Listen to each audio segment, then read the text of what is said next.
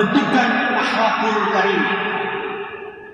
Akhir-akhir ini tidak ada hal, tidak ada isu, tidak ada perbincangan yang paling mendesak untuk dibahas, dikaji, disegarkan kecuali persoalan akhlakul karimah, kemuliaan akhlak. Mengapa demikian? Sedang terjadi degradasi moral besar-besaran, baik di tingkat rakyat jelata, apalagi di tingkat pimpinan bangsa ini. Kalau di tingkat rakyat bawah, kejadiannya sangat menyakitkan. Ada anak remaja mati karena perang sarung. Ya Pak, ada anak mati, tewas, meregang nyawa karena perang sarung habis sholat tarawih di Lampung. Viral ya, Bapak Ibu. Bagaimana mungkin bulan yang suci ini bisa menelan korban akibat generasi muda kita yang minus akhlak? Saya agak khawatir kalau pendidikan akhlak itu diserahkan ke sekolah, nggak ada jaminan. Satu-satunya basis untuk mendidik akhlak generasi muda kita adalah keluarga, ayah dan ibu. Mengkhawatirkan mengandalkan sekolah. Kenapa? Karena guru-guru biasanya ngejar setoran kurikulum. Supaya kurikulumnya cepat selesai, maka yang fokus ke bidang studi masing-masing, lupa menggembleng akhlak generasi muda. Itu bukti betapa akhlakul karimah sedang mengalami demoralisasi besar-besaran. Ke atas sedikit, belum lama ini, belum lama, sebulan lalu, kata seorang profesor ahli tafsir namanya Profesor Syafiq Al-Mughni mengatakan imannya umat Islam sebelum pilpres tinggi sekali.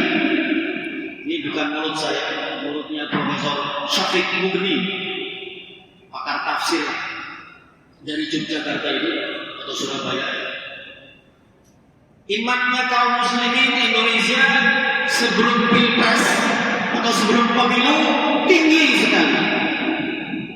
Tapi ketika hari H atau menjelang hari H, menjelang pencoblosan, kaum muslimin dengan mudahnya menerima serangan fajar besar-besaran, menerima suap besar-besaran. Ada yang menerima 100.000, 200.000, bahkan ada yang menerima sampai 1 juta.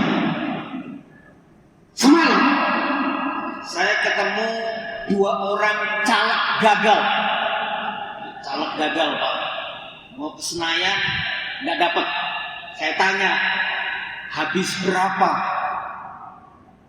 Ini soal akhlak umat ya. Tabungannya 30 tahun ludes. Tabungan Pak, 30 tahun. Berapa M kira-kira?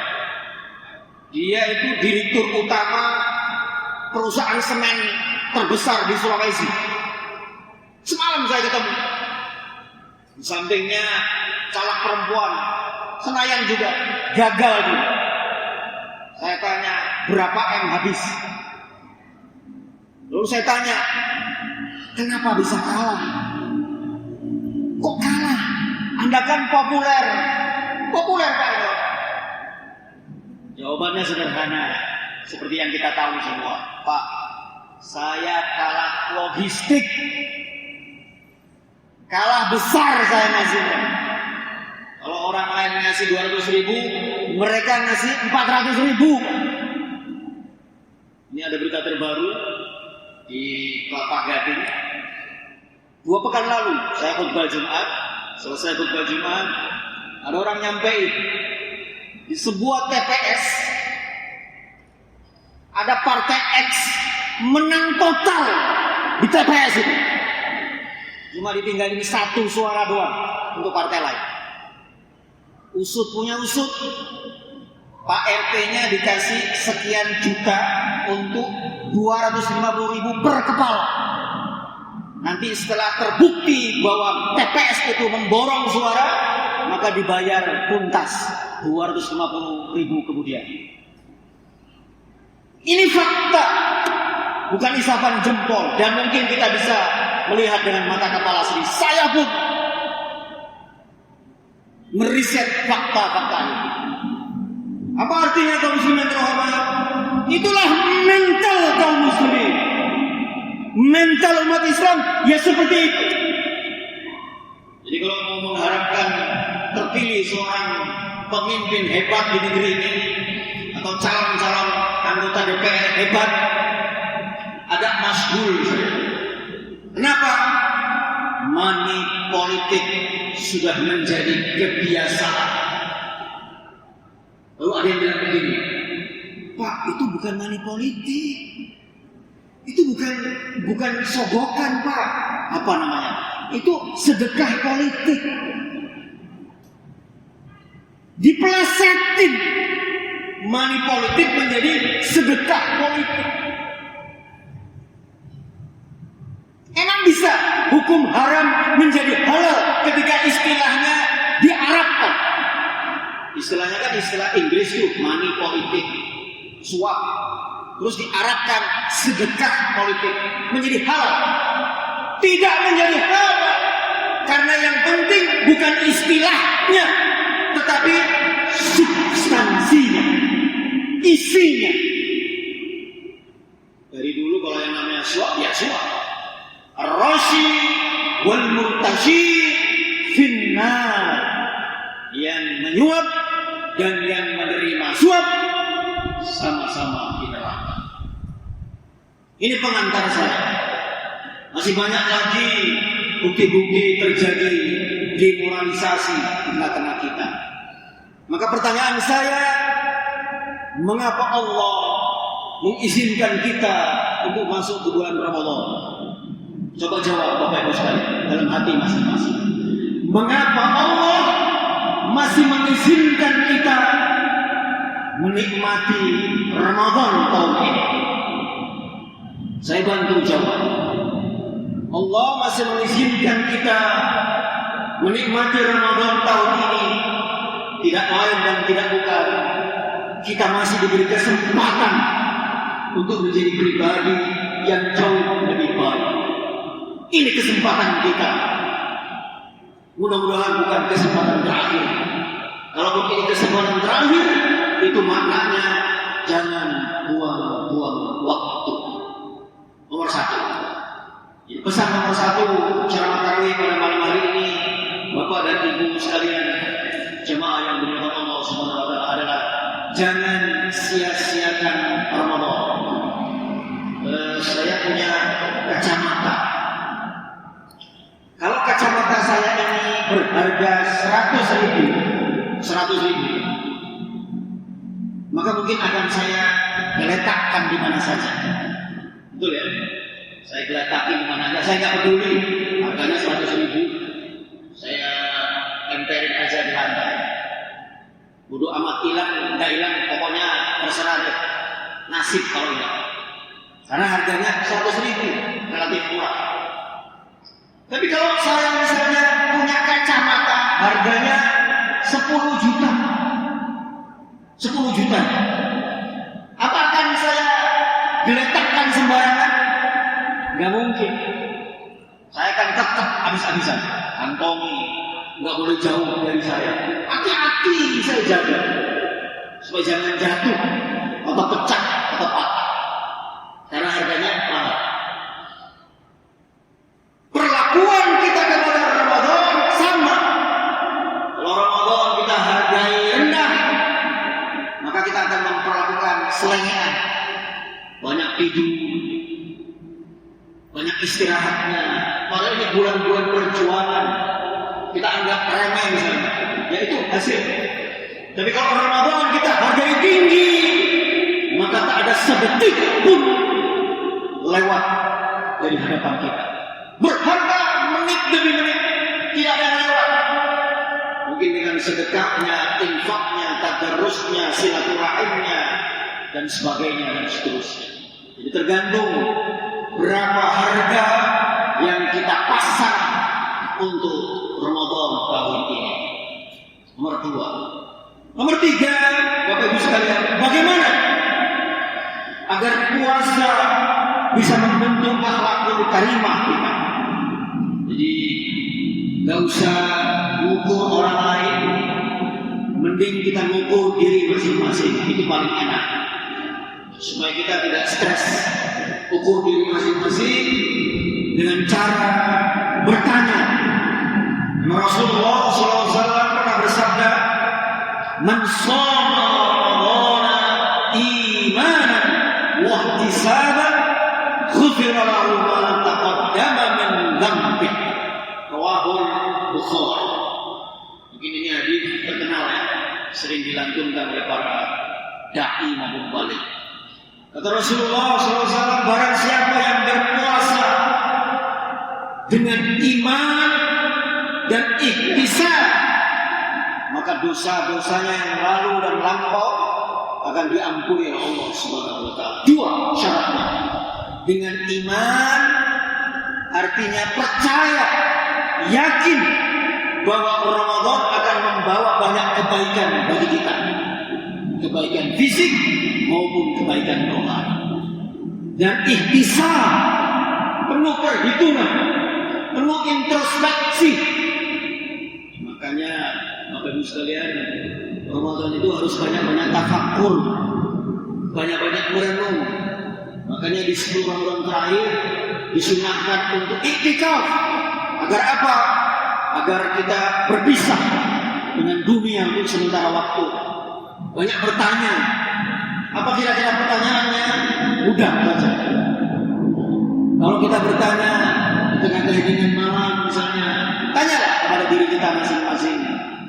Ya Allah, apakah benar saya ini orang baik? Itu aja dulu. Kalau memang saya ini orang baik, apa betul perbuatan-perbuatan saya semata-mata untuk-Mu ya Allah?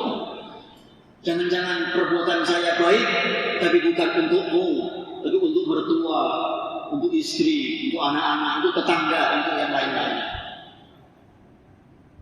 Ya Allah, apakah saya sudah menjadi ayah yang baik? Kalau istri, apakah saya sudah menjadi istri yang baik di hadapan suami dan keluarga? Kalau anak-anak, putra, putri, apakah hamba sudah menjadi putra-putri terbaik dari orang tua kami ya Allah? Itu ihtisab. Bertanya. Kalau yang pedagang, apakah hamba sudah menjadi pedagang yang jujur ya Allah? Apakah hamba sudah menjadi pembeli yang tidak judes ya Allah? Selalu bertanya. Itu ihtisab. Hanya dengan cara itulah puasa akan menghantarkan kita memiliki akhlakul karimah. Jadi kalau Bapak Ibu sekalian hanya rutinitas sahur, puasa, buka, tarawih, sahur, buka, puasa, tarawih, sahur, buka, puasa, tarawih, itu aja dijamin tidak akan membentuk akhlakul karimah. Kita akan begitu saja, nggak naik kelas. Pencapaian ritual kita boleh jadi tinggi, tapi pencapaian spiritual kita merosot. Saya tanya ibu-ibu saudara, kalau gula nggak manis, apakah masih bisa disebut gula? Enggak. Kalau garam sudah nggak lagi asin, apakah masih bisa disebut garam? Enggak. Kalau ibadah apapun bentuknya, haji, umroh, sedekah, tarawih, sholat, infak, dan sebagainya sudah tidak lagi lezat, apakah masih bisa disebut ibadah? Saya ulangi Pak, kalau ibadah yang kita kerjakan malam ini dan kemarin-kemarin atau akan datang tidak lagi membuat terasa lezat, memang ada Pak ibadah lezat? Ada, nikmat Pak. Coba saya tanya bapak-bapak sekalian, punya makanan favorit ya? Ada makanan kesukaan Pak? Baru dengar namanya kan air liur udah mulai jatuh, saking lezatnya itu makanan. Ibadah kalau lezat Pak, nggak ada capek-capeknya, betul Pak? Saya ulangi, kalau kita dalam posisi lezat ibadah, nggak ada capek-capeknya, asal sesuai dengan tuntunan Rasulullah SAW. Jangan mentang-mentang Ustaz, saya ini lezat tarawih, maka tarawih saya bukan 11, bukan 23, 1000 rakaat. Nah, itu nggak diterima, nggak ada dalilnya kan? Tidak ada tuntunannya dari Rasulullah SAW. Jangan mentang-mentang lezat, ibadahnya bikin sendiri. Syarat diterima ibadah 2, sesuai tuntunan Rasulullah SAW. Yang kedua, ikhlas. Ada yang sesuai tuntunan tapi nggak ikhlas. Ada yang ikhlas tapi nggak sesuai dengan tuntunan Rasulullah SAW. Jadi 2. Jadi mari kita ukur diri kita masing-masing. Apakah tarawih kita, puasa kita, tadarus kita, infak kita sudah membuat kita lezat di dalam beribadah? Kalau belum, tanda-tanda kita sedang dapat musibah. Musibahnya apa? Ya itu tadi, cuma dapat lapar dan haus. Maka di penghujung ceramah ini saya ingin menutup demikian, Bapak Ibu sekalian, agar puasa kita puasa S3. Ya, puasa S3 itu puasa sangat sukses sekali. Jangan sampai puasa kita puasa S2, puasa sia-sia. Maka cek nanti ba'da Idul Fitri, apakah akhlak kita makin mulia, adab kita makin bagus, atau makin melorot. Maka keberhasilan puasa ini ujungnya adalah kemuliaan akhlak akan terlihat di ba'da Idul Fitri nanti. Akhlak kepada istri, istri akhlak kepada suami, suami istri akhlak kepada anak-anaknya, anak-anak berakhlak mulia kepada para orang tuanya. Ini penting saya sampaikan, hasil survei terbaru mengatakan 78% anak-anak muda sekarang nggak suka dengan isu-isu yang berbau agama. Coba saya cek dari sana, berapa anak mudanya? Nggak ada 5% Pak. Ya kan? 1, 2, 3. Ini survei itu betul. 78% anak-anak muda sekarang nggak suka masjid, sukanya gadget, game, nongkrong di kafe-kafe. Bahaya. Ini bahaya bagi bangsa Indonesia yang umat Islamnya terbesar. Kalau anak mudanya nggak suka dengan nilai-nilai agama, dan juga sekaligus tantangan dakwah bagi kita. Bagaimana merebut hati anak-anak muda itu. Saya dari masjid ke masjid melihat jarang anak muda mau ke masjid sekarang. Kalau mau menimba agama, YouTube mainannya. Maka akhlakul karimah menjadi taruhannya bagi kita umat Islam Indonesia. Maka kita hanya berdoa dan berikhtiar agar bangsa ini diselimuti oleh karunia Allah dan bantuan Allah Subhanahu wa taala, agar dengan Ramadan, dengan puasa di penghujung nanti kita makin berakhlakul karimah, karena Rasulullah diutus untuk menyempurnakan budi pekerti mulia. Terakhir, Rasulullah mengatakan yang paling banyak memasukkan orang itu ke surga 2 hal. Apa itu? Takwa kepada Allah dan akhlak yang mulia. Bukan banyak-banyakan puasa atau banyak-banyakan infak, tapi akhlak yang mulia. Ujung dari semua ibadah kita adalah la'allakum tattaqun. Dan ujung dari semua ketakwaan kita adalah berakhlak yang mulia dimanapun dan kapanpun kita berada. Nasrul minallah wa fathun qarib. Assalamualaikum warahmatullahi wabarakatuh.